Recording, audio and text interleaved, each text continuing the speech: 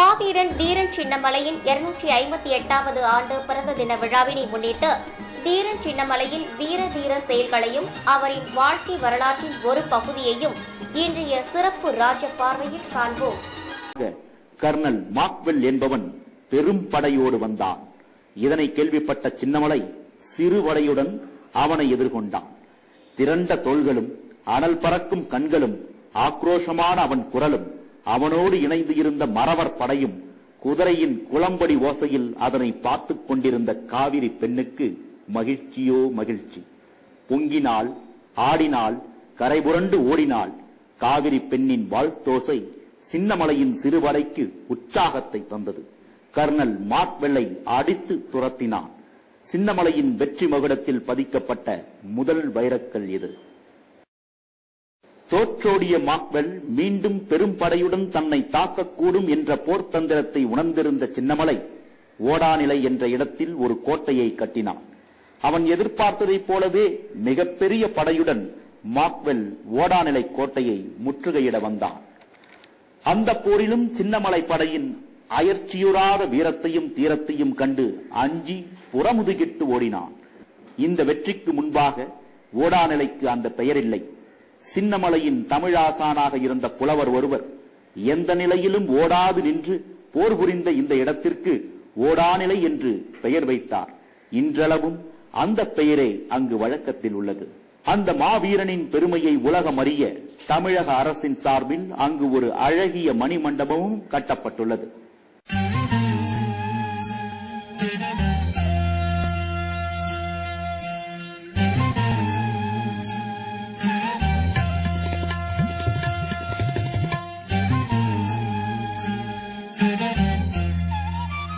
வெற்றி பெறுவதையே வழக்கமாக கொண்டிருந்த சின்னமலையை தந்திரமாக கொள்வதற்கு கர்னல் ஹாரிஸ் பல முயற்சிகளை மேற்கொண்டான்.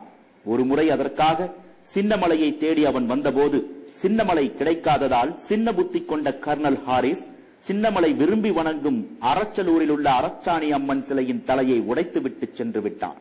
இதனை கேள்விப்பட்ட சின்னமலை வெள்ளையன் சென்ற திசை நோக்கி துரத்திச் சென்று கர்னல் ஹாரிஸின் தலையை வெட்டி ஊர்வலமாக எடுத்துச் சென்றான்.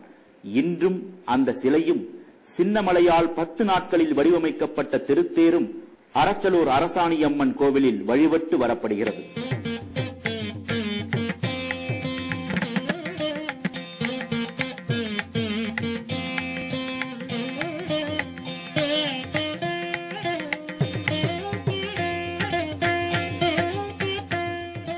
ஓடா நிலையில் சின்னமலையின் வம்சாவழியைச் சேர்ந்த பல குடும்பங்கள் வாழ்ந்து வருகிறார்கள்.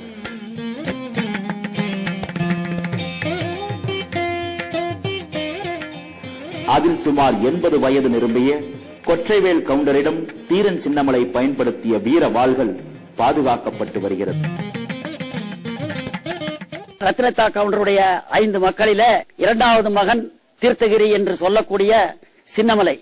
இவர் வளர்ந்து பெரியவராகி ஒரு 15-20 வயசு ஆகும்போது அவருக்கு இந்த ஒரு சுதந்திர வேட்கை ஒன்று வந்தது. சரி என்று அவரோடொத்த வயதுடைய இளைஞர்களை சேர்த்துக் கொண்டு அந்த இளைஞர்களுக்கெல்லாம் போர் பயிற்சி முதல் கொண்டு எல்லாவற்றையும் அளித்து அவர்களை எல்லாம் நல்ல வீரர்களாக செய்து திரட்டி வந்தார். ஏனென்றால் அந்த சின்னமலையின் ஆருயிர் நண்பனான திப்பு சுல்தானை வெள்ளையர்கள் சுட்டுக் கொன்றனர். இதனை கேள்வியுற்ற சின்னமலை 5 நாட்கள் உணவருந்தாமல் கவலையில் ஆழ்ந்திருந்தான். பிறகு மீண்டும் பெரும்படை திரட்டிடவும் போர் தளவாடங்களை உண்டாக்கவும் மீண்டும் ஓடாநிலைக்கு வந்து அதற்குரிய நடவடிக்கைகளில் ஈடுபட்டு வந்தான்.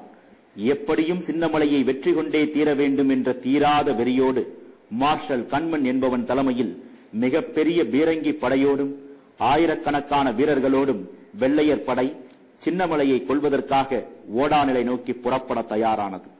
இதையறிந்த சின்னமலையின் நண்பனான வேலப்பன் என்பவர் ஓடாநிலை கோட்டையை தகர்க்க வெள்ளையர் படை பெரும் ஆயுதங்களோடு வருவதாகவும் எனவே அங்கிருந்து தப்பிச் சென்று போருக்கான மற்ற நடவடிக்கைகளில் ஈடுபடுமாறும் இந்த படையை எதிர்கொள்வதற்கான போதுமான ஆயுதங்கள் நம்மிடம் இல்லாத காரணத்தால் இப்படி ஒரு வேதனையான கடிதத்தை எழுதுவதாகவும் சொல்லி கடிதம் அனுப்பியிருந்தான்.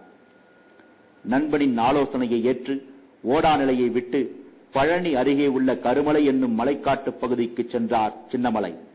கோட்டைக்குள் சின்னமலை இருப்பதாக நினைத்துக் கொண்டு ஓடாநிலை கோட்டையின் ஒரு கல்லை கூட விடாமல் வெள்ளையர் படை பீரங்கி குண்டுகளால் சுட்டு தகர்த்தனர். பிறகுதான் சின்னமலை அங்கு இல்லை என்பது தெரிய வந்தது. அப்போது அங்கு கண்டெடுத்த வேலப்பனின் கடிதத்தால் வேலப்பனின் உயிரை வெள்ளையர்களின் துப்பாக்கி குண்டுகள் பலியாக்கின. ஒவ்வொரு நாணயத்திற்கும் 2 பக்கங்கள் உள்ளதைப் போல உலக வரலாற்றில் இத்தகைய தலைச்சிறந்த வீரர்களின் வரலாற்றை புரட்டி பார்க்கும் பொழுதெல்லாம் உயிர் கொடுத்து நண்பனை காப்பாற்றும் எண்ணம் கொண்ட நட்பையும் பார்க்க முடிகிறது. எது கிடைத்தாலும் சரி, நட்புக்கு துரோகம் செய்வது என்ற மனிதர்களையும் காண முடிகிறது. வாழ்க்கை புத்தகத்தில் சின்னமலை ஒன்றும் விதிவிலக்கு அல்லவே. சின்னமலையை உயிர் தந்து காப்பாற்றிய வேலப்பன் வாழ்ந்த அதே மண்ணில் ஆண்டியப்பன் என்கின்ற சமையல்காரன் உணவு உண்ணும் வேளையில் சின்னமலையையும் அவனது சகோதரர்களையும் வெள்ளையரிடம் காட்டிக் கொடுத்தான். மலைப்பகுதியில் தங்கியிருந்த சின்னமலை மற்றும் அவனது சகோதரர்களை கைது செய்து வெள்ளையர்கள் பீரங்கி வண்டியில் கட்டி சங்ககிரி கோட்டைக்கு இழுத்துச் சென்றனர். பதறும் உள்ளத்தோடு பார்த்து நின்றவர்கள் காப்பாற்ற வழியறியாது கைப்பிசைந்து கண்ணீர் வடித்தனர். 1805ஆம் ஆண்டு ஆடி மாதம் 1ஆம் தேதி சங்ககிரி கோட்டையில் ஒரு குகையில் இவர்கள் அடைக்கப்பட்டனர். ஆடி 1 முதல் 17ஆம் தேதி வரை சின்னமலையிடம் வெள்ளையர்கள் பஞ்சாயத்து பேசினர். தங்களோடு வந்துவிட்டால் நாடும் படையும் தருவதாக ஆசை காட்டினர். தன் நிழல் கூட கீழே விழுவதை விரும்பாதவன் அல்லவா தீரன் சின்னமலை? பிழைக்க வந்தவன் நீ என் பிழைப்புக்கு வழி சொல்கிறாயா? உன் சொல் கேட்டு வாழ்வதை விட வீழ்வதுதான் இந்த மண்ணுக்கு நான் செய்கின்ற நன்றியாக இருக்கும் என்றான். இறுதியாக ஆடி 18 கரை புரண்டு ஓடும் காவிரி வெள்ளத்தை மகிழ்ச்சியோடு பார்க்க அன்று ஒருவர் கூட வரவில்லை. காவிரி பெண்ணுக்கும் கலக்கம். ஐயோ, கரையோரம் வாழ்ந்த வீரனின் வீழ்ச்சியை பற்றிய செய்தியை காதில் கேட்டுவிடக் கூடாது, அதற்குள் தான் மரணித்து விட வேண்டும் என்ற ஆவேசத்தில் கடலை நோக்கி வேகமாக ஓடியது. நம்மை போல் இடிமுழக்கம் செய்தவனின் மரணத்தை கூடி நின்று பார்க்க விரும்பாமல் மேகக்கூட்டங்கள் விலகி ஓடின. வானம் தன் வண்ணத்தை மாற்றிக்கொண்டு வெளுத்துப் போனது. வீரனை முத்தமிடப் போகிறோம் என்ற வீரத்தில் விரைத்து நின்றது தூக்கு கயிறு. பறவைகள் பாடுவதை நிறுத்திக் கொண்டன. காற்று வீசுவதை நிறுத்திக் கொண்டது. ஒரு வீரன் தன் மூச்சுக்காற்றை நாட்டுக்காக நிறுத்திக் கொண்டான்.